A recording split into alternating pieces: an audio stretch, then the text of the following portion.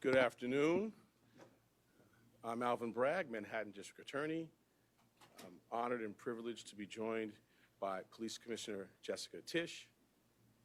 First and foremost, I want to extend my deepest condolences to Mr. Thompson's loved ones and colleagues. His family deserves our respect as they continue to grieve. Our work will never be able to undo the fact that a life was lost.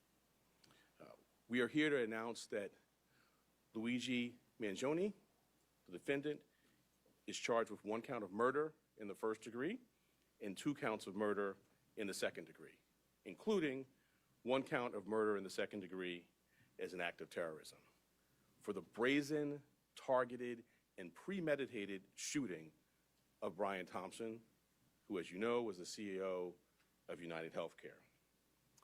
This case was made possible by the collaborative efforts of the phenomenal public servants you see before you today, and so many others who are not here. I'm honored to lead the Manhattan District Attorney's Office and privileged to serve alongside Assistant District Attorneys Joel Seidman, Kristen Bailey, and Zachary Kaplan, who were working from the outset, hand in hand, with the greatest police department in the world. The chief of our trial division, Lisa Del Pizzo, and the deputy chief, Chris Prevost, provided sage oversight and direction. And I want to acknowledge our high technology analysis unit. There was a lot to be processed here. Steve Moran, in particular, who heads that, and Marco Popic. We are privileged here at the DA's office to work every day with the phenomenal public servants at the NYPD. It has been a distinct pleasure to work besides Commissioner Tisch, an exemplary partner, and Chief of Detectives Joseph Kinney. Almost every day we're in touch, and his leadership is second to none. And then Deputy Commissioner Rebecca Weiner, who, as I tell her, there are a lot of challenging things happening in the world, and I sleep better at night knowing that she is the Deputy Commissioner in charge of terrorism. The detectives on this, out doing the courageous frontline work, Detective Oscar Diaz, Detective Curcio, exemplary, the finest. It wasn't just those of New York. I want to acknowledge the great work of our partners in Altoona, the Altoona Police Department, the Blair County District Attorney's Office, the governors of New York and Pennsylvania, the FBI, and of course, the brave members of the public who answered the call when our great commissioner put out the call for their assistance. This was a frightening, well-planned, targeted murder that was intended to cause shock and attention and intimidation. It occurred in one of the most bustling parts of our city, threatening the safety of local residents and tourists alike, commuters and business people just starting out on their day. Let me say a bit more about the charges. They include 1 count of murder in the first degree as a killing in furtherance of terrorism, 2 counts of murder in the second degree, 1 charging that the killing was done as an act of terrorism, and the second pertaining to the fact that the killing was intentional. The maximum penalty possible for murder in the first degree and murder in the second degree as an act of terrorism is life without parole. The maximum penalty for murder in the second degree is 25 years to life. There are additional counts as well. A number of criminal possession of weapon charges, 2 counts in the second degree, 4 counts in the third degree, 1 count in the fourth degree, and a count of criminal possession of a forged instrument in the second degree. Let me tell you a bit about the facts. On November 24th, we allege that the defendant arrived in New York City to murder Brian Thompson. After the defendant arrived in New York City on a bus at Port Authority, he checked into the hostel on the Upper West Side using the name Mark Rosario with a fake New Jersey ID. On the morning of December 4th, the defendant left the hostel just after 5:30 a.m. and traveled to Midtown. For nearly an hour, we allege the defendant waited in the area near the Hilton Hotel, waiting for Mr. Thompson to appear. From 6:38 a.m. to 6:44 a.m., The defendant stood across from the entrance of the hotel on West 54th Street.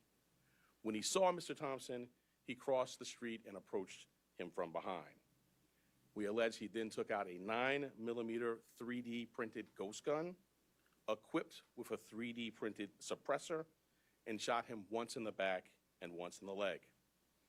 The defendant then fled northeast on 54th Street and took an e-bike uptown before getting into a taxi that took him to West 178th Street and Amsterdam Avenue. On December 9th, the defendant was spotted at McDonald's in Altoona, Pennsylvania. The local police were notified, he was arrested, and he was found with a handgun, a suppressor, 2 ammunition magazines, and the same fake New Jersey ID he used at the hostel. I want to say a word about ghost guns. These weapons are increasingly proliferating throughout New York City and the entire country. Involving technology will only make this problem worse. Last year, over 80 ghost guns and ghost gun parts were recovered in Manhattan alone. The NYPD and the Manhattan DA's office have been leading in the interdiction of these ghost guns. And one thing I want to make clear, they're unserialized, they can be printed out, but as this case tragically makes clear, they are just as deadly as traditional firearms. This will remain a priority for us here in Manhattan. Finally, I know there have been questions about the extradition process. The latest that I can offer you is that the defendant is currently scheduled to appear in court in Pennsylvania on Thursday morning, first for a preliminary hearing on his Pennsylvania charges. Immediately to follow that will be an extradition hearing. We have indications that the defendant may waive that hearing, in which case he'd be brought to New York forthwith. In any event, we have been preparing on parallel paths, and before the hearing, we'll send to the governor of the state of New York the paperwork that would be necessary if he does not waive during that hearing. I now want to turn over to our great commissioner, and when I do so, I wanted to thank her for her partnership, not only on this matter, but on all we do every day together. Thank you.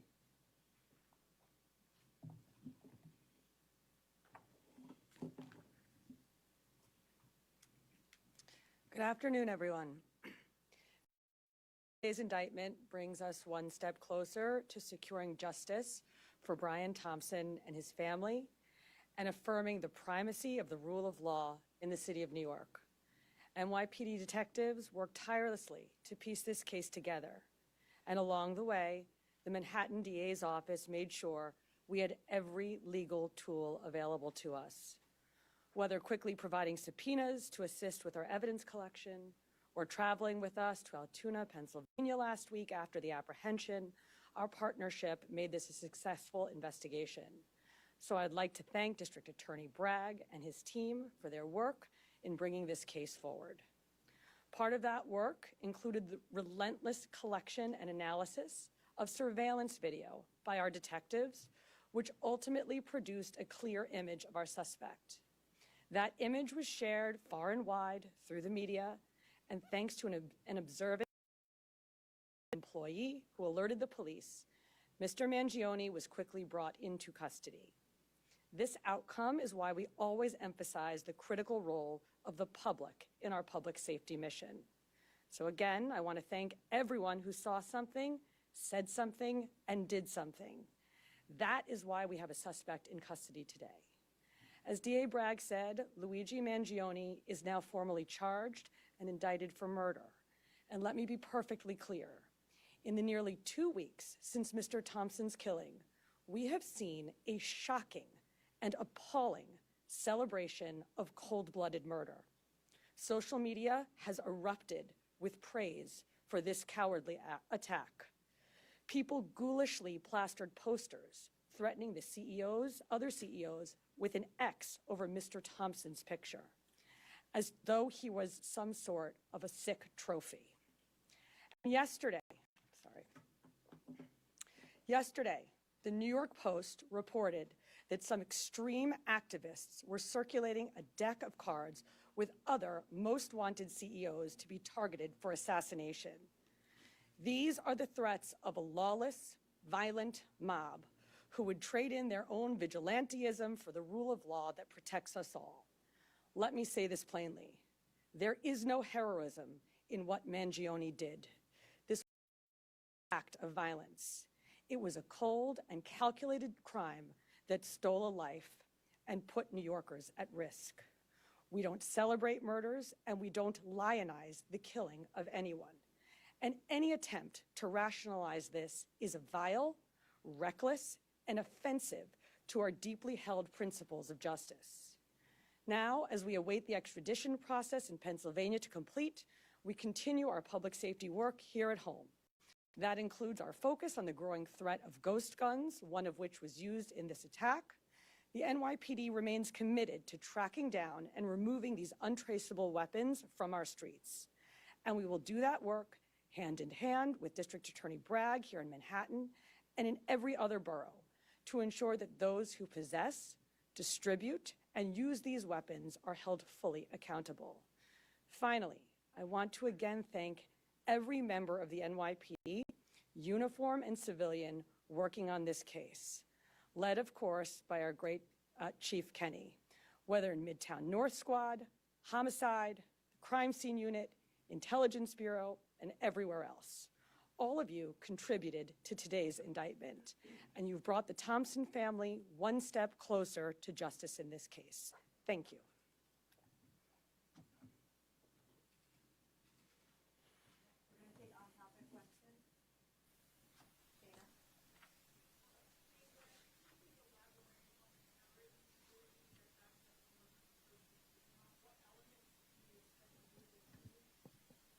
Sure. So, in its most basic terms, this was a killing that was intended to evoke terror. And we've seen that reaction.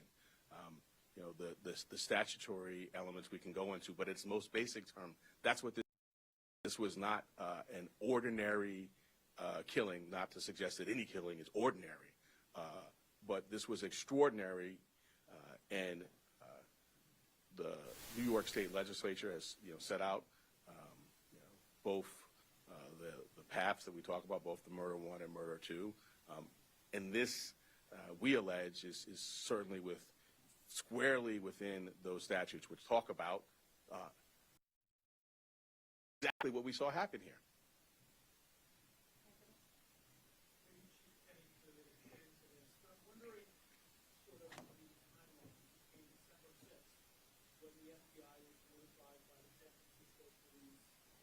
About this missing person that was called in from Luigi's mother, through the time that they contacted you about this.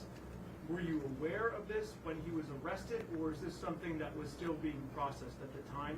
And what did his mother say? So the original missing report took place back in November 18th in San Francisco.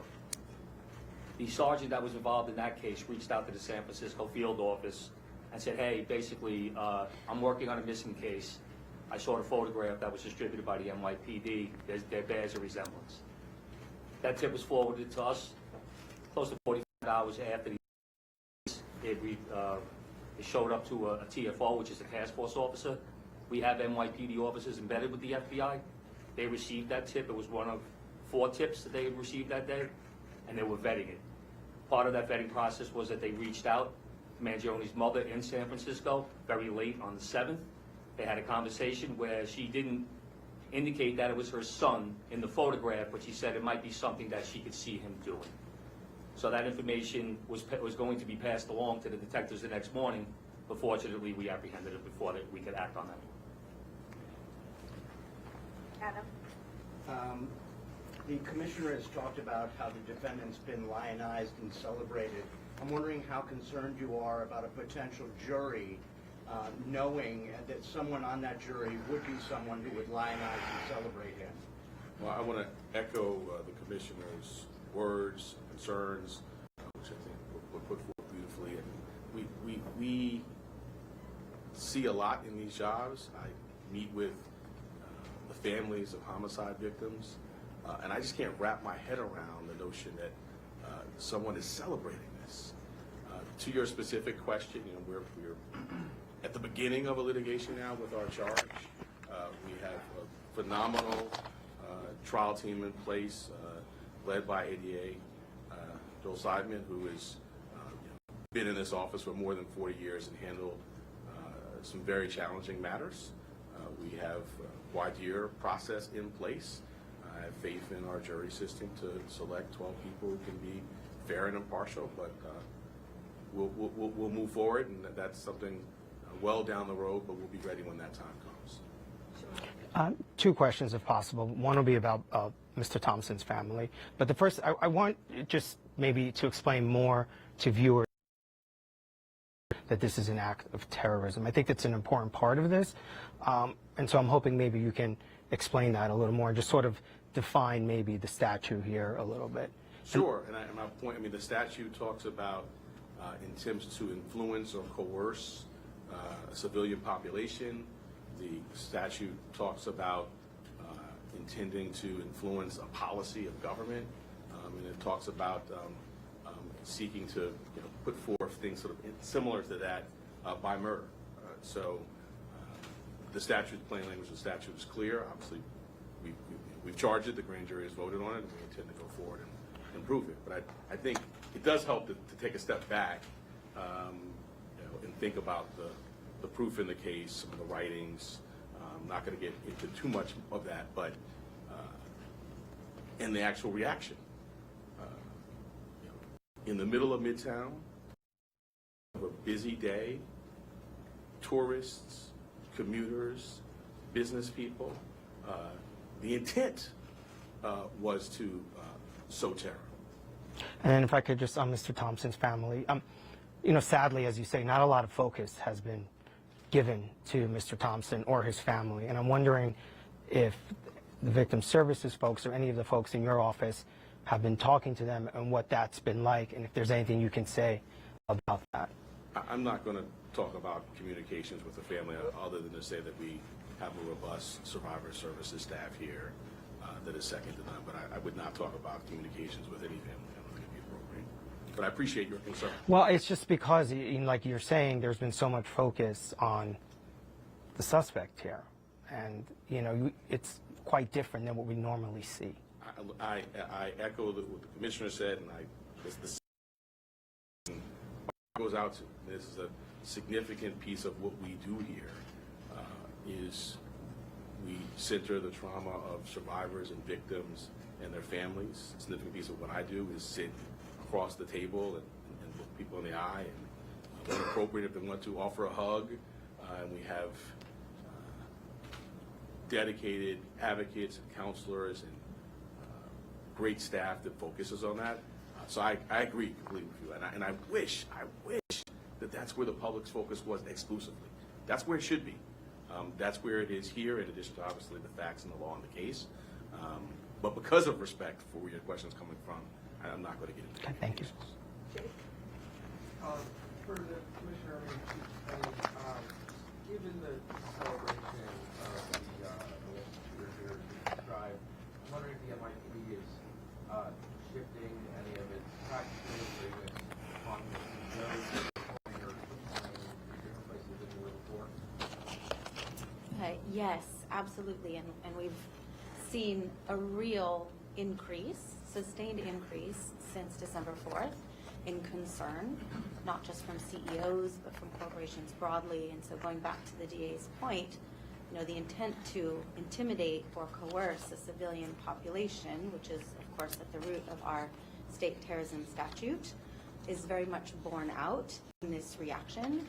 And for good reason. We've had a torrent of online threats. We've had real-world activity that the police commissioner flagged, which is abhorrent, and it causes concern. So we have done a lot to work with corporate security partners with whom we partner on a daily basis in this city, at the city level, at the state level, trying to make sure that everybody has the best practices that they need, that they know where to flag not just general ambient concerns, but specific threats that they might be receiving. that a few weeks ago they might have written off as just noise in the online environment, that they now take seriously. So these are ongoing conversations that we have, and thanks to all the work that we do together every day, we're quite confident that concerns and threats are going to be appropriately directed our way. We're going to take two more. Yep. Brian, can you describe just how rare for your office to charge with first-degree murder? There has been some talk about how violent research very specific cases in Manhattan. And also, if you could speak to the statements made on the record by the suspect that inform this timeline in particular. If he's made any specific incriminating or statements that have to do with the timeline. So I'll address the first piece. The first-degree murder statute has a number of subsections. They're sort of clearly delineated, and they are reserved for, the most abhorrent conduct, killing a police officer, serial killing, and the terrorism is one subsection of that. And so I would say, fortunately, that's not happening a lot. Taking a step back, I can't think of another office that is more equipped to handle a terrorism charge. We have a great terrorism unit. We were at the forefront of getting the statute passed. Within the last 2 years, we've tried two very significant terrorism cases, one involving an English-speaking operative based in Jamaica, and another involving someone who was here and funding overseas terrorism by cryptocurrency. So we have the expertise, and as I mentioned, the expertise on this team, and so we're prepared to go forward. Yeah, I'm not going to go beyond what's in the filing. All right, last question. Laura? Are you able to say now, or to state the fact that we seek the maximum sentence? So as a matter of practice, I don't talk about sentencing outside of court as a first matter, and certainly not at the initial stages of a matter. But I think you can tell the seriousness with which we take this matter by the way in which it's charged. The murder in the second degree actually has a mandatory life without parole sentence, no discretion for the judge at all. So that's the maximum there. But I'm not going to go beyond that. We will first get the defendant to New York. We will have him arraigned. We will be before our judge. We will engage in pretrial litigation. If there's a trial, we're ably equipped to do that. And then we will proceed to sentencing, at which point we'll make our arguments in court. Thank you all so much.